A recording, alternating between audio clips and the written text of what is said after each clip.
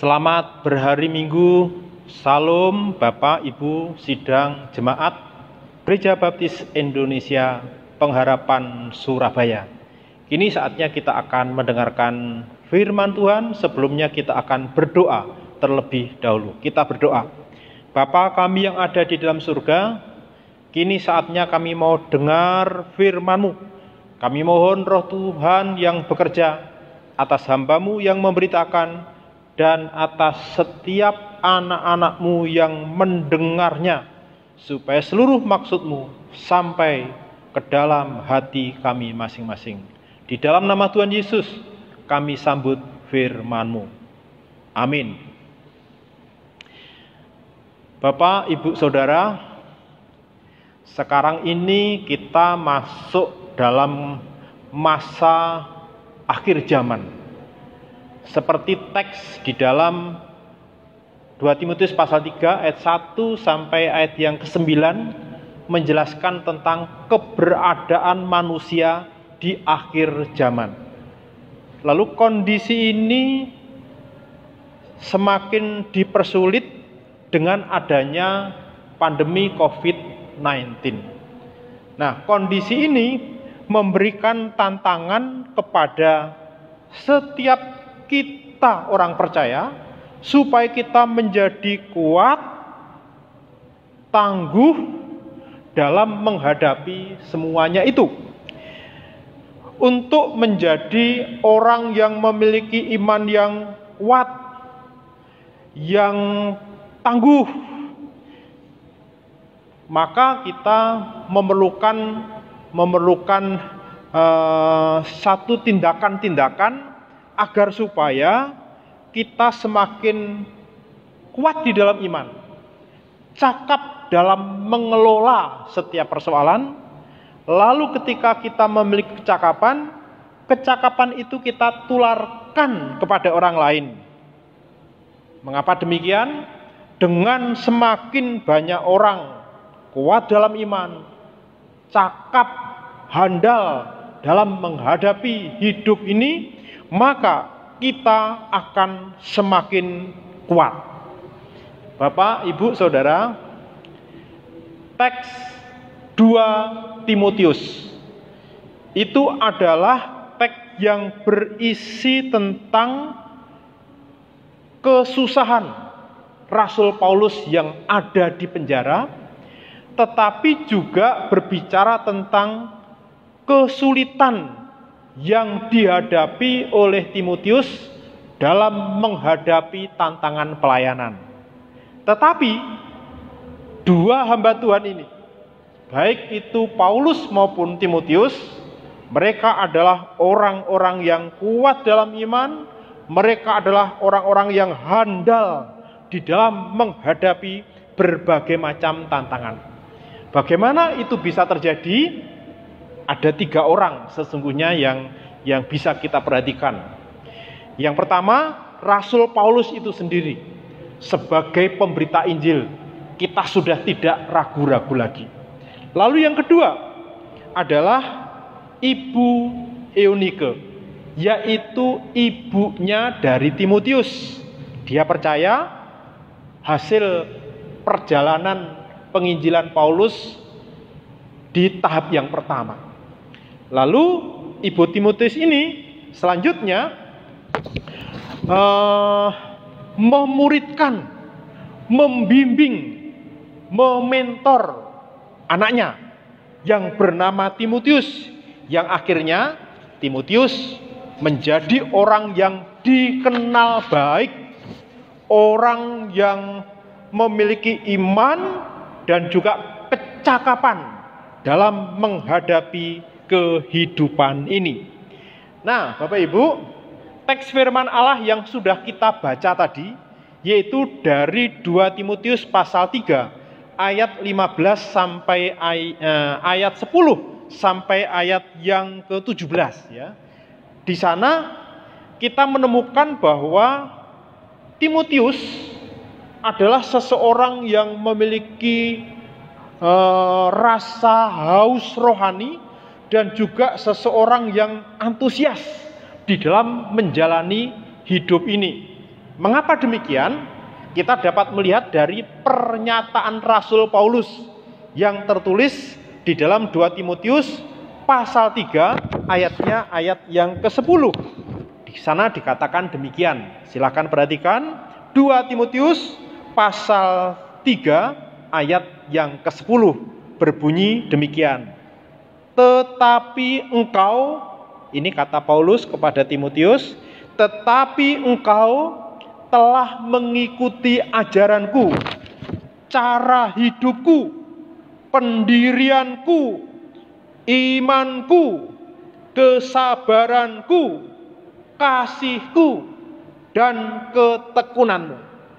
Bapak Ibu, ini ayat yang penting yang akan kita perhatikan ketika kita mendengarkan pemberitaan firman Tuhan pada hari ini. Jadi ketika Rasul Paulus berkata kepada Timotius bahwa Timotius telah mengikuti ajaranku, pendirianku, cara hidupku, dan selanjutnya, ini menunjukkan bahwa Paulus menjadi teladan, Paulus menjadi mentor, Paulus menjadi pembimbing bagi Timotius, dan Timotius mengikutinya. Dan oleh karena inilah Paulus Timotius menjadi orang yang handal. Judul firman Tuhan pada hari ini adalah Bapak Ibu, menjadi murid Yesus yang handal. Yang berarti handal berarti imannya kuat kepada Tuhan, tetapi juga memiliki kecakapan di dalam menjalani, mengelola kehidupan ini.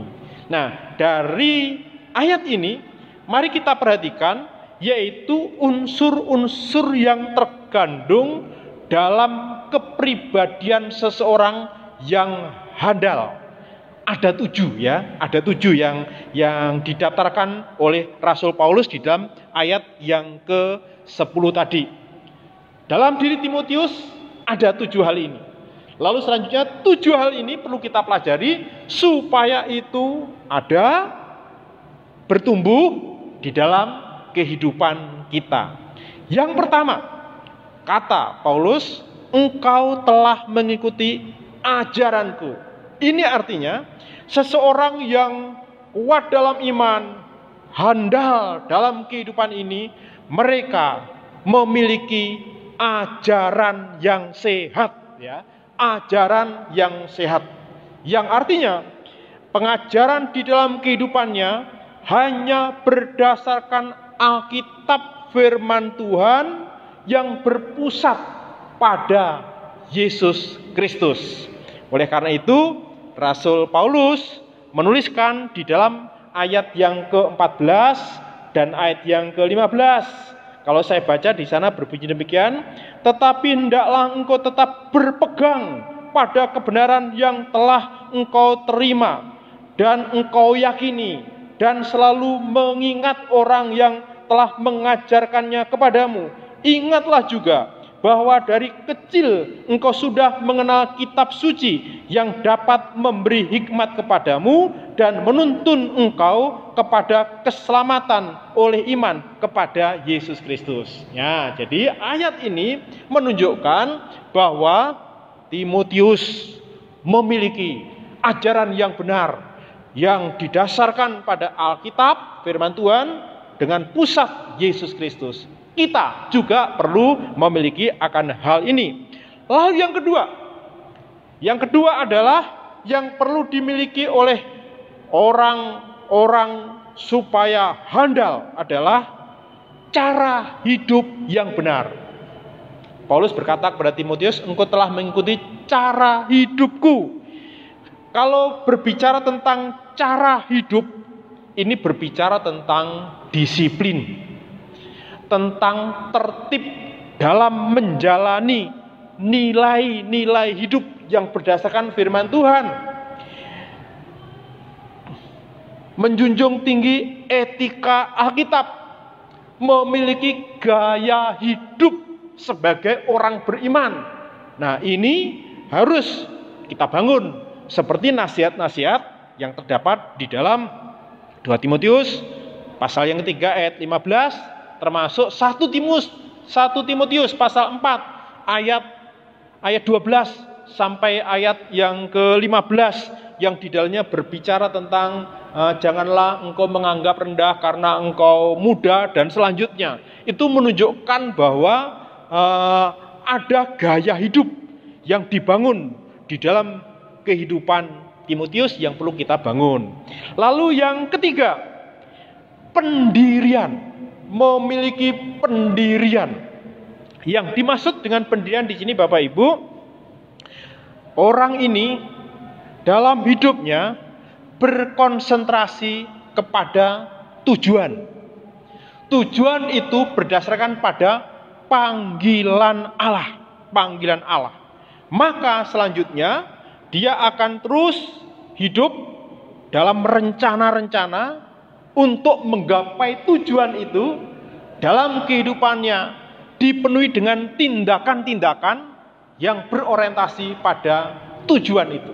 Nah, ini adalah hal yang perlu kita bangun dalam kehidupan ini. Bapak Ibu, ketika membaca di dalam Kisah Para Rasul dalam bacaan minggu ini, ketika Timotius menjadi seorang pelayan, menjadi seorang gembala, kita menemukan itu bukan keinginan Timotius, tetapi itu adalah keinginan Paulus. Paulus menghendaki supaya Timotius menyertai dia. Jadi dari situ menunjukkan bahwa Timotius adalah seseorang yang melayani karena Paulus yang minta, tetapi Timotius menyambutnya. Dan Timotius dengan konsisten menjalani akan panggilan itu. Itu yang ketiga. Lalu yang keempat, yaitu Paulus berkata, engkau telah menuruti imanku. Artinya Timotius punya iman. Kita perlu juga memiliki iman, yaitu kepercayaan dan kesetiaan kita dalam memegang janji-janji Allah yang ada di dalam Yesus Kristus. Jadi sebagai orang yang beriman tentunya kita percaya kepada Tuhan. Ketika kita percaya kepada Tuhan, kita percaya kepada janji-janjinya, lalu kita terus hidup di dalam perjanjian Allah. Itu menunjukkan orang yang memiliki iman. Lalu yang keempat, Timotius mengikuti kesabaranku. Artinya Timotius memiliki kesabaran. Kita perlu mengembangkan kesabaran. Ketika kita mengembangkan kesabaran berarti kita lapang dada. Kita berjiwa besar dalam menghadapi berbagai macam tantangan, kesulitan dalam kehidupan ini. Seperti yang dikatakan di dalam ayat yang ke-11 dan 12, Timotius ikut menderita. Karena orang yang mengikut beribadah kepada Kristus itu akan selalu diperhadapkan dengan penderitaan. Dan di sini Timotius juga kita harus memiliki kesabaran di dalam menghadapi semuanya itu. Termasuk kondisi yang kita hadapi di masa pandemi ini, kita juga harus memiliki kesabaran sebagai bentuk orang yang handal. Lalu yang keenam, Paulus berkata, engkau mengikuti kasihku. Bapak Ibu, kata kasih di sini menggunakan kata agape, yang artinya apa? Orang yang beriman, orang yang handal di dalam kehidupan ini, mereka memiliki kasih yang rela berkorban, kasih tanpa pamrih, seperti kasih Kristus mengasihi orang-orang lain agar orang lain memperoleh pengampunan dosa yang dari Tuhan, memperoleh keselamatan melalui pelayanan kasih kita. Lalu yang terakhir yang perlu kita bangun dalam kehidupan ini, seperti kata Paulus kepada Timotius, engkau mengikuti ketekunanku. Kita perlu memiliki ketekunan. Kata ketekunan ini juga memiliki pengertian memiliki ketahanan. Ada daya tahan dalam menghadapi berbagai macam rintangan, dalam menggapai pengharapan yang ada di dalam Tuhan terus konsisten dalam menjalani panggilan Tuhan dalam kehidupan ini. Jadi Bapak Ibu, 7 hal ini perlu kita bangun di dalam kehidupan ini. Kondisi akhir zaman yang banyak kesulitan, ditambah dengan pandemi COVID-19, ini semua akan bisa dihadapi oleh setiap orang yang handal di dalam Tuhan. Lalu di tengah-tengah kondisi seperti itu kita juga akan tetap bisa melayani. Karena beberapa hal, 7 hal yang kita miliki itu tadi. Murid Kristus yang sehat dan handal, yang mampu menghadapi tantangan kesukaran hidup, dibentuk oleh pemimpin, ya, dimuridkan oleh pemimpin, dimuridkan secara intensional, secara disengaja. Lalu selanjutnya orang-orang yang sudah dimuridkan ini akan terus memuridkan orang lain. Jadi seperti teladan yang ada di dalam Paulus, di dalam Ibu Eunike, di dalam Timotius. Mari Bapak Ibu, kita yang sudah dewasa secara rohani memuridkan anak-anak rohani yang lain. Orang tua memuridkan anak-anaknya agar supaya setiap generasi akan menjadi generasi yang beriman, yang handal. Di gereja kita menekankan tentang pemuritan. Oleh karena itu, mari kita masuk ke dalam sekolah minggu. Masuk ke dalam pemuritan yang ada di sekolah minggu di sana. Supaya kita dibentuk menjadi pribadi yang beriman. Menjadi pribadi yang handal di dalam Tuhan. Sehingga cakap menghadapi berbagai macam tantangan di tengah-tengah dunia ini. Dan hidup kita bisa menyenangkan Tuhan, bisa berbuah bagi hormat kemuliaan Tuhan. Tuhan memberkati. Kita berdoa. Bapa di dalam surga, kami berterima kasih kepadamu untuk setiap kebenaran firman-Mu yang sudah kami dengar pada hari ini.